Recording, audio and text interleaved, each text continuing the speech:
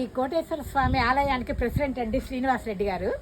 శ్రీనివాసరెడ్డి గారు వచ్చిన తర్వాత గుడికి చాలా మార్పులు వచ్చినాయి. అదే అండి. గుడికి నూతన కలశ మా ఆంజనేయ మాస్టర్ గారండి. ఈ గుడి యొక్క అభివృద్ధి అంతా కూడా ఈయన వచ్చిన తర్వాత బాగా జరిగిందిట. అదేనండి, అందరి సహకారం ఉండాలి. సహకారం చేయాలంటే మరి అందరి సహకారంతో మీరు చేయగలిగారు. అది శ్రీనివాసరెడ్డి గారు చిన్న వయసులో చిన్నవాడైనా తన సొంత జేబు డబ్బులు తర్వాత వాళ్ళ బంధువుల యొక్క ఆశీస్సులతో గుడిని బాగా డెవలప్ చేశారండి. మా టీం మెంబర్స్ దగ్గర దగ్గర 10 మంది ఉన్నారండి. 10-11 మంది ఉన్నారు.